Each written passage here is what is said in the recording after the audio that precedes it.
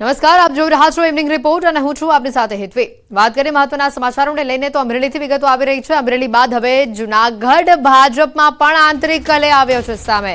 બપોરે જ અમરેલીથી ઘટના આવી હતી। હવે જૂનાગઢમાં પણ માણાવદરનું રાજકારણ ફરી એકવાર ગરમાયું છે। પેટા ચૂંટણીના ભાજપના ઉમેદવાર અરવિંદ લાડાણીનો આરોપ છે। પ્રદેશ ભાજપ સંગઠન અને પ્રદેશ ભાજપ પ્રમુખને તેઓએ પત્ર લખ્યો છે। પૂર્વ કેબિનેટ મંત્રી જવાહર ચાવડા અને તેમના પરિવાર પર આક્ષેપ કરવામાં આવ્યો છે। પક્ષ વિરોધી પ્રવૃત્તિઓ કરતા હોવાના અરવિંદ લાડાણીનો આરોપ છે। માણાવદર પેટા ચૂંટણીમાં ભાજપને નુકસાન ગયું હોવાની વાત સામે આવી છે। નુકસાન પહોંચાડવાનો પ્રયાસ થયાનો દાવો તેમણે કર્યો છે। જવાહર ચાવડાના દીકરા અને તેમની પત્ની સામે પણ આક્ષેપો લગાવ્યા છે। વેપારી આગેવાનોની બેઠકમાં કોંગ્રેસને મત આપવા હાકલ કર્યાનો દાવો કરાઈ રહ્યો છે। તો મીંદરડા વિસ્તારમાં બૂથો પર ચૂંટણી દરમિયાન કોંગ્રેસનો પ્રચાર કર્યાનો દાવો પણ છે। હજી 2 દિવસ પહેલા કોંગ્રેસના ઉમેદવારે ફેર મતદાનની માંગ કરી છે।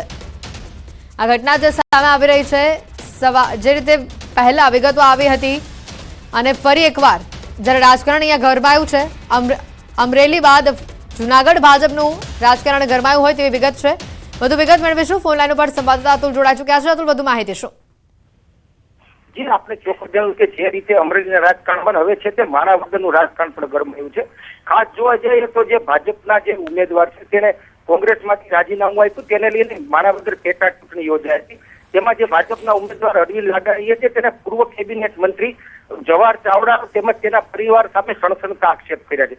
ખાસ કરીને તેમણે છે તે પ્રદેશ સંગઠન તેમજ પ્રદેશ પ્રમુખને લેખિત જાણ કરી અને જવાહર ચાવડા તેમજ તેમના પરિવાર સામે આક્ષેપો કર્યા છે કે જવાહર ચાવડા તેમજ તેમના દીકરા તેમજ તેમની પત્નીએ પોરબંદર લોકસભાના ઉમેદવાર તેમજ માણાવદર પેટા ચૂંટણીના જે ઉમેદવાર છે તેને નુકસાન થાય એવી પ્રવૃત્તિ કરી છે। હાલ જે છે તેને 4 તારીખના રોજ અને તેની પહેલા પણ એક મિટિંગ બોલાવી હતી અને તેમાં 700 થી 800 લોકો જે ભેગા થયા હતા તેમાં તેને એવી હાકલ પણ કરી હતી કે આપણે છે તે કોંગ્રેસના ઉમેદવાર છે તે હરિભાઈ જે કસાગરા છે તેને સહકાર આપવાનો છે। ત્યારબાદ તેને બીજો પણ એવો આક્ષેપ કર્યો કે ચાલુ ચૂંટણી દરમિયાન પણ તેમના પરિવાર દ્વારા ચૂંટણી નજીક જઈ બુથ નજીક જઈ અને કોંગ્રેસનો પ્રચાર કર્યો હતો। આમ જે જોવા જાય તો જવાહર ચાવડા પણ સમગ્ર ચૂંટણીની જે પ્રક્રિયા હતી તેના દરમિયાન ક્યાંય દેખાયા ન હતા। સાથે સીએમ આવ્યા હતા, અહીંયા પ્રદેશ પ્રમુખ આવ્યા હતા, પીએમ આવ્યા હતા, ત્યારે પણ જવાહર ચાવડા છે દેખાયો હતો। તેની સામે અનેક પ્રકારના સવાલો ઉભા થયા હતા। ત્યારે અરવિંદ લાડાણીએ છે કે આ પ્રકારનો પત્ર લખ્યો છે અને જવાહર ચાવડા તેમજ તેમના પરિવાર ઉપર છે સણસણતા આક્ષેપ કર્યા છે।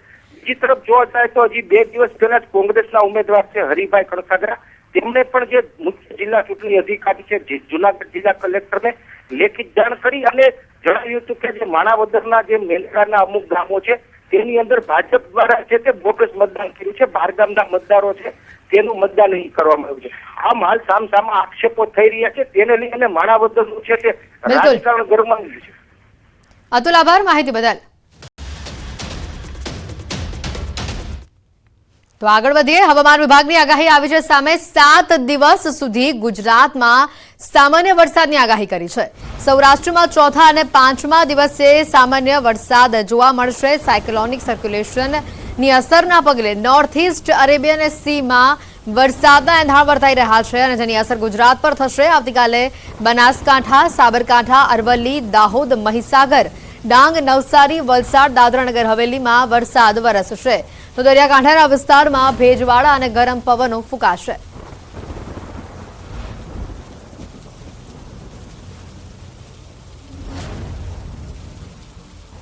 રાજ્યના કયા કયા ભાગોમાં વરસાદ જોવા મળશે તે આપણે એલઈડીના માધ્યમથી સમજવાનો પ્રયત્ન કરીશું। મહત્વની વાત છે કે જે રીતે આગાહી કરવામાં આવી છે તેમાં આવતીકાલે કયા કયા વિસ્તારોમાં વરસાદની આગાહી છે આપને બતાવી દઈએ।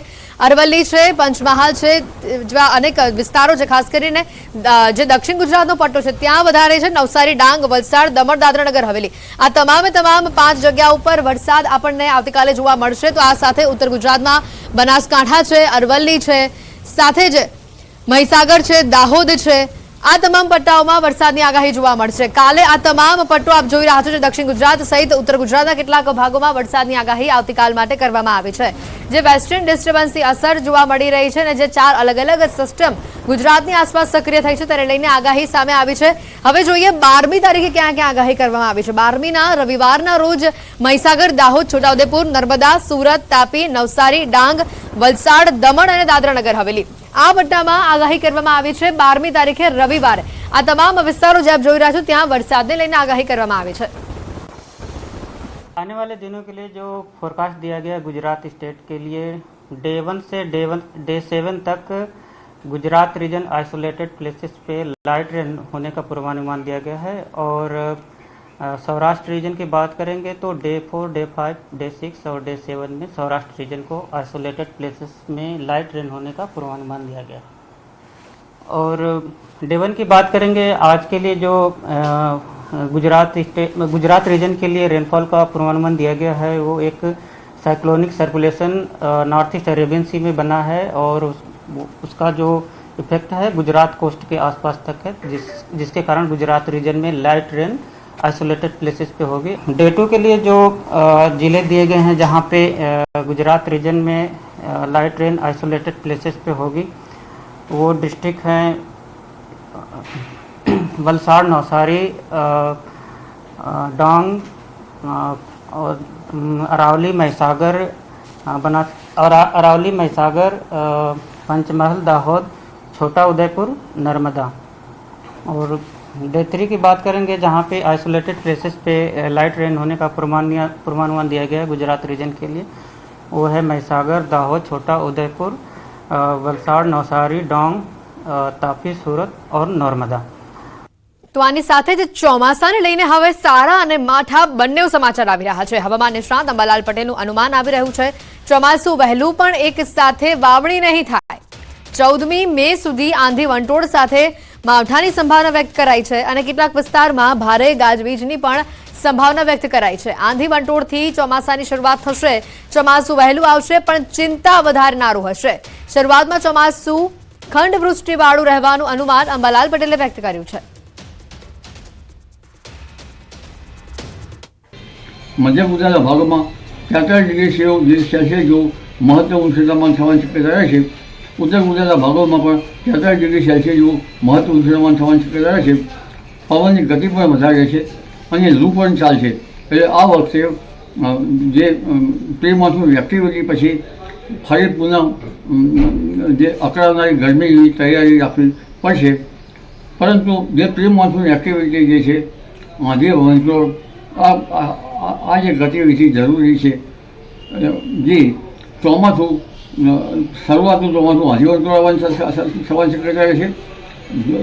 જેમાં જુલાઈ ઓગસ્ટમાં 500 વરસાદ પણ સારું થવાની શક્યતા રહે છે। ગુજરાતના ભાગોમાં 700 મિલીમીટરથી વધારે વરસાદ થવાની શક્યતા રહે છે। અંગ જાળતી ગરમીમાં બીમારી વકરી રહી છે। છેલ્લા 7 દિવસમાં એમરજન્સી કેસીસમાં વધારો થયો છે। 7 દિવસમાં અમદાવાદમાં 465 એમરજન્સી કેસ સામે આવ્યા છે। ત્યારે ગરમીના કારણે હાઈ ફીવરના 388 જેટલા કેસીસ આવ્યા છે સામે, તો ઝાડા ઉલટીના 51, સ્ટ્રોકના 7 કેસીસ સામે આવ્યા છે। આ સાથે ગરમીના કારણે બેભાન થઈ જવાના 4 કેસ આવ્યા છે સામે।